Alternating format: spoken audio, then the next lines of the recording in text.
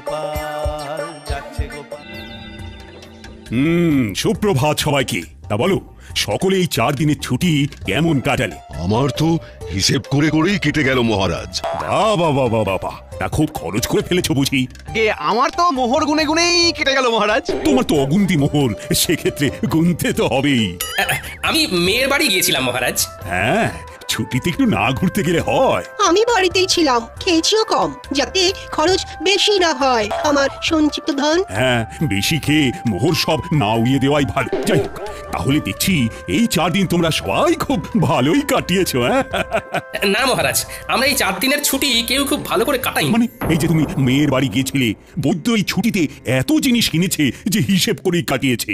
সভাকবি বাড়িতে ছিল কিন্তু কম খেয়েছে, আর মন্ত্রী অগুন্তি মোহর গুনেছে। তাহলে সবাই তো মনের সুখে যে যার কাজ করেছে।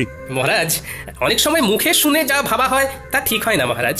আমি মেয়ের বাড়ি গিয়েছিলাম কিছু আনাজপত্র আনতে, যাতে বেশ কিছু মাস আমার বাজার করতে না হয়, কারণ এখন বাজারে জিনিসপত্রের যা আকাশ ছোঁয়া দাম মহারাজ। আমিও এই কদিনের ছুটিতে প্রচুর জিনিস কিনে তার দাম হিসেব করতে বসিনি মহারাজ। আমি হিসেব করছিলাম বেতন পেয়ে কোন খাতে কতটা খরচ কমিয়ে গোটা মাস জীবন ধারণ করতে পারবো। আমিও যাতে বেশি না খেয়ে তাড়াতাড়ি আনাজপাতি শেষ করে ফেলি, সেই জন্যই কম কম খাচ্ছিলাম। এরকমের কারণটা কি বুঝতে পারছি না তো। তোমরা তো সবাই যথেষ্ট পরিমাণে বেতন পাও, তাহলে? আগে মহারাজ, অপরাধ নেবেন না। আপনার এই বেতনে এখনকার যা পরিস্থিতি, তাতে আমাদের মাস চালানো খুব দুষ্কর হয়ে যাচ্ছে। মহারাজ, আপনি বেতনের দিকটা একটু ভাবলে ভালো হয়। বেতনের দিকটা ভেবে দেখবো মানে কি বলতে চাইছো? বেতন বাড়ান। অসম্ভব, অসম্ভব। এই তো বিগত 4 মাস আগেই বেতন বাড়িয়েছি। তোমরা সবার কাজের পাশাপাশি উপরি আয়ের ব্যবস্থা করো। উপরি আয়? মহারাজ, মাথা ঠান্ডা করুন। একটু ভাবুন মহারাজ, একটু ভাবুন।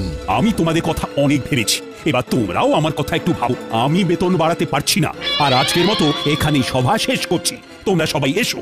বেতন বাড়ানোর কথা বলতেই সবার কাজ শেষ করে দিলেন, এ আবার কেমন ব্যবহার?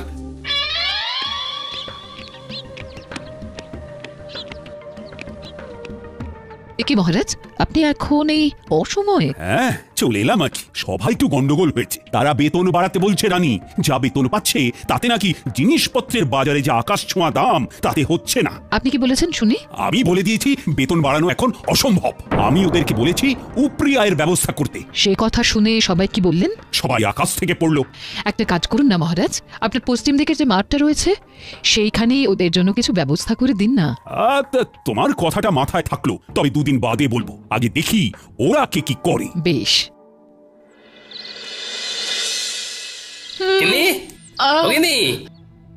বলো। কি গিন্নি, তুমি শুয়ে আছো? শরীর খুব খারাপ নাকি? দেখি দেখি। হেমা, তোমার গা তো জ্বরে পুড়ে যাচ্ছে। কিছু খাওনি নাকি? আমি উঠতে পারছি না। আজকে রান্নাটা যে কি করে করব বুঝতে পারছি না গো।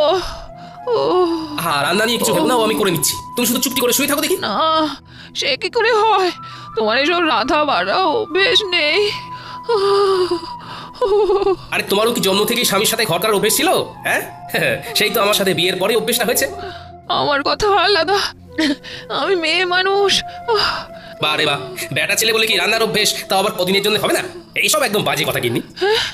তাও আমার খারাপ লাগবে। তুমি এখন থামো তো গিন্নি। শোনো, আমি এই কদিন রাঁধবো আর তুমি শুধু গ্যাট হয়ে খাটের উপর বসে খাবে, বিশ্রাম নেবে। তুমি শুধু আমি রান্নাটা কেমন করি সেটা দেখো।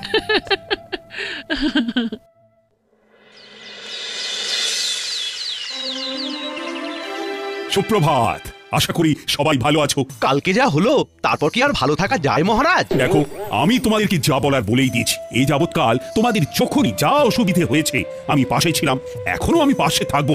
তাই বলে যখন তখন বেতন বাড়ানোটা সত্যি অসুবিধের। আমি তো শুধু চিকিৎসাই পারি, এর বাইরে তো কিছুই পারি না। তাই কিভাবে যে উপরি আয় হবে অন্য কিছু করে সেইটাই মাথায় আসছে না।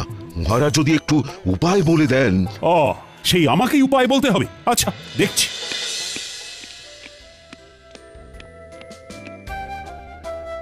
মহারাজ, বলছি কি। সুপ্রভাত রানীমা। সুপ্রভাত। আশা করি সকলে ভালো আছেন। ভালো নেই, খুব সমস্যায় আছি রানীমা। তা আজকে গোপাল আসেনি কেন? তাই তো, তালে গলে খেয়ালই নেই। আগে মহারাজ, আমি এসেছি। কি গোপাল? এত দেরি হলো যে? তোমার শরীর ঠিক আছে তো? আমার শরীর তো ঠিক আছে, কিন্তু কিন্তু আমার গিন্নির শরীর ভালো নেই, তাই ঘরের কিছু কাজ সামলে রান্না করে আসতে গিয়ে দেরি হয়ে গেল। এই রে ও গোপাল, কটা শাড়ি আর চুড়ি এনে দেবো নাকি? গোপাল, তাহলে সুগৃহিণী দক্ষ রাঁধুনি হয়ে গেলে নাকি? দরকার পড়লে যদি হই তাতে মন্দ কি বলুন? সকলে চুপ করুন, বরং আপনারা গোপালকে দেখে শিখুন। সে স্ত্রীর শরীর খারাপে নিজে এগিয়ে এসেছে, স্ত্রীর কষ্টটা বুঝেছে। ঠিকই তো, না কষ্ট বুঝলে হয়।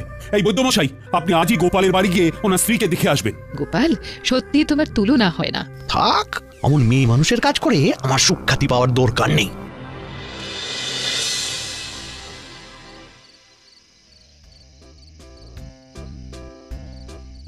কি ব্যাপার রানী, এমন উদাস ভাবে বারান্দায় দাঁড়িয়ে? ভাবছি গোপাল গিন্নির কত ভাগ্য ভালো। কেন? এই যে সে এমন এক স্বামী পেয়েছে যে তার সব দুঃখ কষ্ট বোঝে। ও, আর তোমার স্বামী বুঝি সেটা বোঝে না? না, কিছু কিছু সময় বোঝে, আবার কিছু কিছু সময় বোঝে না। আচ্ছা, বুঝেছি। তোমার মন পেতে গেলে আমায় তাহলে একদিন লুকিয়ে লুকিয়ে ঠাকুরদের সরিয়ে তোমাকে রেঁধে খাওয়াতে হবে, তাই তো? আপনি রাঁধতে পারবেন? কি জানি, তবে চেষ্টা করে দেখতে পারি। আমার মনে হয় আপনি আর আপনার সভাসদেরা, মানে গোপাল বাদে কেউ রাঁধতে পারবেন না। এত বড় অপবাদ দিও না রানী। গোপাল ছাড়াও আর বাকিদের ভিতরে কেউ না কেউ নিশ্চয়ই রাঁধতে পারে। বলছেন? আচ্ছা, একটা কাজ করলে কেমন হয়? কাজ? কি কাজ? আপনাকে ওই দিন বলছিলাম না, আপনার পশ্চিম দিকের মাঠটায় ওদের কিছু একটা উপরি আয়ের জন্য ব্যবস্থা করে দিন। হ্যাঁ, তার সাথে এর কি সম্পর্ক?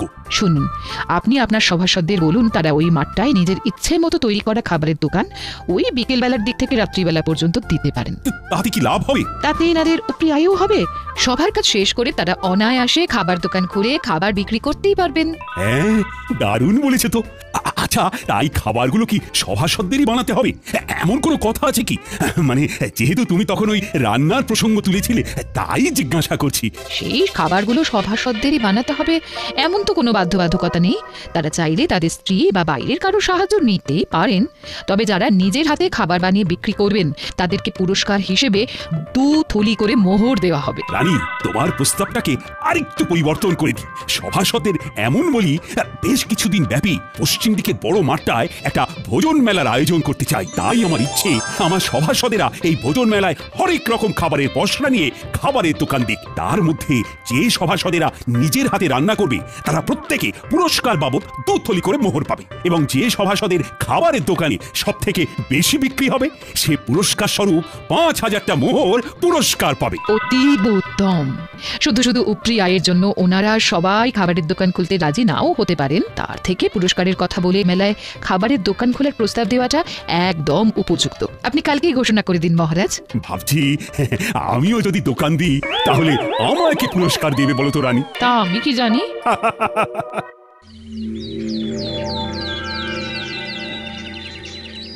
হ্যাঁ, তোমাদের সকলকে আজ একটু তাড়াতাড়ি ডাকার পিছনে আমার একটা বিশেষ উদ্দেশ্য আছে। কি উদ্দেশ্য মহারাজ? আমি তোমাদের সকলের উপরি আয়ের জন্য একটা পদ ভেবেছি। বাহ, কি উপায় আপনি ভেবেছেন মহারাজ? আমি আমার পশ্চিমের মাঠটায় একটা ভোজন মেলার আয়োজন করতে চাই। সে অতীব ভালো, কিন্তু মেলায় গেলে তো খাবার কিনতেই প্রচুর খরচ হয়ে যাবে। তাহলে এভাবে আমাদের উপরি আয় হবে কি করে মহারাজ? নিজের দোকান থেকে খেলে ব্যয় হবে না মন্ত্রী। নিজের দোকান মানে? আপনি কি ওই মেলায় আমাদের দোকান দিতে বলছেন মহারাজ? একদম ঠিক। আমি চাই পশ্চিমের মাঠে আয়োজিত সারা কৃষ্ণনগর ব্যাপী ভোজন মেলায় সাধারণ প্রজাদের পাশাপাশি আমার সভাসদেরাও খাবারের দোকান দিক। দোকান দিলে উপরে আয় হবে বটে, কিন্তু দাঁড়াও, আমার ঘোষণা এখনো শেষ হয়নি। আমি ঠিক করেছি আমার সভাসদদের ভিতরে যারা নিজেরা হাতে করে খাবার বানিয়ে বিক্রি করবে তারা প্রত্যেকে 2 থলি করে মোহর আমার তরফ থেকে পুরস্কার পাবে। আহা, দাঁড়াও, এখনো তো কথা শেষ হয়নি। আর যে সভাসদের দোকানে সব থেকে বেশি বিক্রি হবে সে আমার তরফ থেকে পুরস্কার বাবদ 5000 মোহর পাবে। তার মানে খাবার বেশি বিক্রি করতে পারলে 5000 মোহর পুরস্কার, আর নিজের হাতে খাবার বানাতে পারলে 2 থলি মোহর পুরস্কার। আবার নিজে খাবার না বানাতে পারলেও অন্য কারুর সাহায্য নিয়ে উপরি আয়ের জন্য দোকান দেওয়া যাবে। তাই তো মহারাজ। একদম, এই মেলা প্রায় মাসখানেক চলবে। তাহলে তোমরা কি ভাবছো, মানে আমার প্রস্তাবে কি রাজি হবে? আমি রাজি মহারাজ। আমি দোকান দিতে রাজি, যদি হেরেও যাই বাজি। আমিও রাজি। আমিও দোকান দেব। মহারাজ, দোকান না দিয়ে সবার দোকানের খাবার চেখে দেখার জন্য কোনো পুরস্কার নেই না? মন্ত্রী মানে মহারাজ, আমিও সবার মতো দোকান দেবো তাহলে। বেশ, তাহলে সবাই প্রস্তুত হয়ে নাও। দিন সাতেকের পরেই শুরু হবে ভোজন মেলা। ও হ্যাঁ, মনে আছে তো সবার, কালকে আমাদের ছুটির দিন, রাজসভা বন্ধ। হ্যাঁ মহারাজ।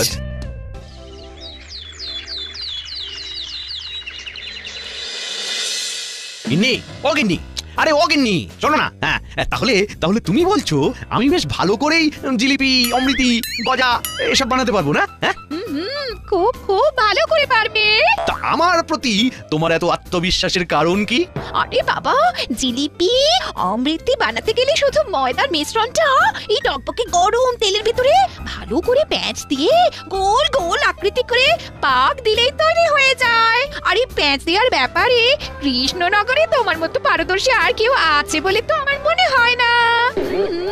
ঠিক বলেছো, তোমারও যা প্যাঁচালো মন, সেই মনের প্যাঁচের মতো আমায়ও যা সুন্দর করে তুমি জিলিপি অমৃতি বানাতে শেখাবে। আহা আহা, তারপর আমার পূর্ব অভিজ্ঞতা তো আছেই। যাকি যাক, এই চলো শুরু করে, চলো চলো। বলি, ও গোপাল, আমার দ্বারা এসব হবে না, আমি আগে কখনো রান্না করিনি। হবে না মানে? সব হবে। তুমি নিজে না একজন বিজ্ঞানী, তুমি এরকম করলে হবে? চেষ্টা করলে সব হয় বন্ধু। আগে গোল গোল লুচি বানাতে শিখতে হবে, তারপর আলুর দম। গিন্নি থেকে সব জেনে এসেছি। এর থেকে সূত্র বা কোনো যন্ত্র আবিষ্কার করা অনেক সহজ। মেলা বেলা হয়ে যাচ্ছে বন্ধু। ইস, এরকম যদি কোনো যন্ত্র থাকতো যার দ্বারা আপনা আপনি খাবার হয়ে যেত। আগে লুচি আলুর দমটা শেখো, তারপর তুমি ওরকম যন্ত্র আবিষ্কার করো। কেমন? না, মানে কোনো টিয়ে নয়, চুপচাপ কাজে নামো। তুমি তো জানোই আমি ছড়ার পাত্র নই।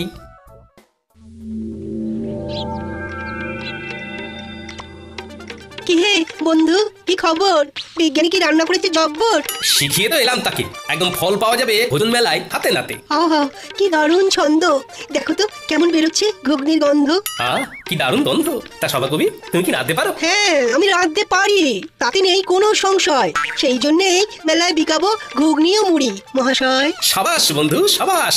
তা তুমি কি বেচবে গোপাল? ঠিক করেছো কি ঘুম থেকে উঠে সকাল সকাল? না বন্ধু, কিছু ঠিক করিনি এখনো, দেখি কি বিক্রি করি। হ্যাঁ, তাড়াতাড়ি ঠিক করে ফেলো, কারণ খুব তাড়াতাড়ি দিন যে ঘনিয়ে এলো।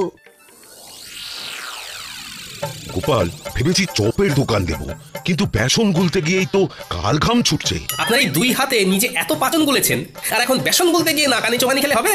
আমার ভয় করছে গোপাল। দেখি তো, আমার সামনে আপনি গুলতে বসুন, কেমন ভয় লাগে আপনার দেখি। গোপাল, তুমি পারো বটে। একবার হাঁক দিলাম আর তুমি সাহায্য করতে চলে এলে। বৈদ্যমশাই, আমরা একই রাজ্যের লোক, তাই বিপদে ডাক শুনেও মুখ ঘুরিয়ে না শোনার ভান করে বসে থাকলে হবে?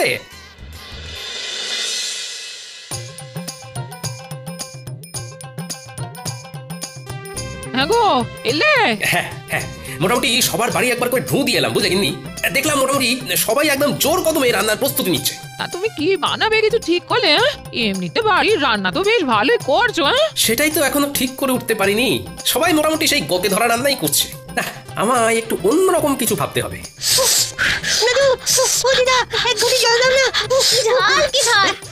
আর খাবো না, নাক মুলছি, কান মুলছি, আর খাবো না। উফ, বাপরে বাপ। দাঁড়া দি, কিন্তু কি খেয়েছিস বলতো? ফুচকা।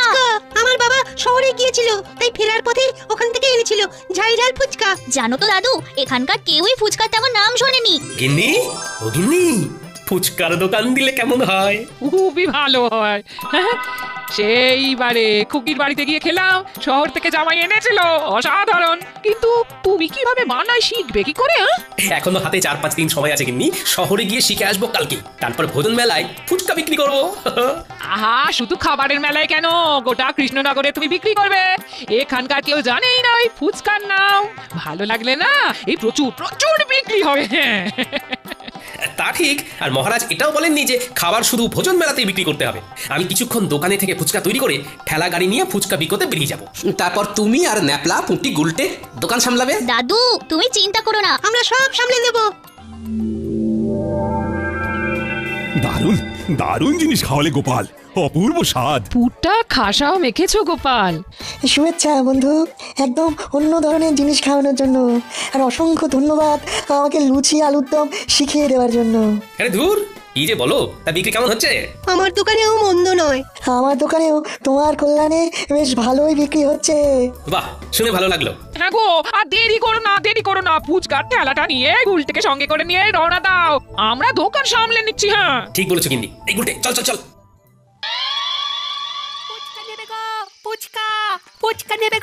ফুচকা ভোজন মেলায় গোপালের বিখ্যাত ফুচকা। এক মোহরে 7টা, খেয়ে যাও এক মোহরে 7টা। ফুচকাটা আবার কি? হ্যাঁ আমি বুঝেছি ফুচকা কি, তাও আবার খাবারের মেলায় গোপালের বিখ্যাত ফুচকা। চল খেয়ে দেখবি, চল বাকি দুটো রাখ। এই তো ভালো খেতে, আরো দিন আমায় ফুচকা দিন। দাদু, মন বলছে এই এক ঠেলা গাড়ি ফুচকা না নিমেষেই শেষ হয়ে যাবে। দেখে নিও দাদু, তুমি হবে সেরা বিক্রেতা। দূর পাগলা, সেরা বিক্রেতা না, সর্বোচ্চ বিক্রেতা। দুটো একসাথে বললেও কিন্তু মন্দ লাগবে না।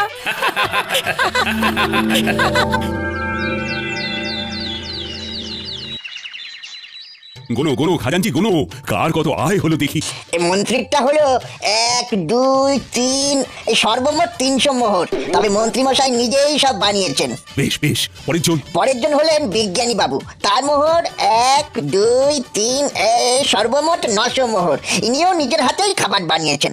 এই বিজ্ঞানী আমার থেকেও বেশি আয় করেছে, এ কি কপাল। এরপর সভাকবি, ওনার মোহরের সংখ্যা হলো 1 2 3, সব মিলিয়ে 850 মহারাজ। ইনিও নিজের হাতে খাবার তৈরি করেছেন। বাহ চমৎকার। তারপর এরপর বৈদ্যমশাই, ওনার মোহর হলো 1 2 3, 600 মোহর মহারাজ। ইনিও নিজেই চপ বানিয়েছেন। এরপর গোপাল, মোহর হলো 1 2 3, 7,000 মোহর মহারাজ। ওরে বাবা, সাবাস গোপাল সাবাস, তুমি বিজেতা। এই ফলাফল মানি না, কারণ গোপাল শুধু ভোজন মেলায় নয়, সারা গ্রাম সারা রাজ্য ফুচকা বিক্রি করেছে। মন্ত্রী মশাই, মহারাজ শুধু বলেছিলেন ভোজন মেলায় খাবারের দোকান দিতে। উনি এর পাশাপাশি এরকম কিছু বলেননি যে সেই খাবার কেবলমাত্র ওই মেলা ছাড়া মেলার বাইরে কোনোভাবেই বিক্রি করা যাবে না। তাই আমি আমার ফুচকার বিক্রি বাড়ানোর জন্য মেলা ছাড়াও মেলার বাইরে এই রাজ্যের অন্যান্য গ্রামেও বিক্রি করেছি। সুতরাং আমি জানি আমি কোনো অন্যায় বা অসততার কাজ করিনি।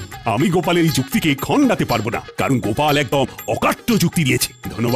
ধন্যবাদ গোপাল, তুমি আরেকবার আমাদের চোখ খুলে দেখিয়ে দিয়েছো যে কিভাবে সততার সাথে পরিশ্রম করে নিজের আয় বাড়ানো যায়, কিভাবে বুদ্ধি খাটিয়ে কোনো নতুন জিনিসকে সবার সামনে তুলে ধরা যায়। সেই জন্যই তো গোপাল আমাদের সবার থেকে আলাদা। নাও আনো এবার পুরস্কারটা, তার সাথে সবাই মিলে বলো গোপাল আমাদের সেরা, তাই ধন্য হয়েছি মোরা। গোপাল আমাদের সেরা, তাই ধন্য হয়েছি মোরা।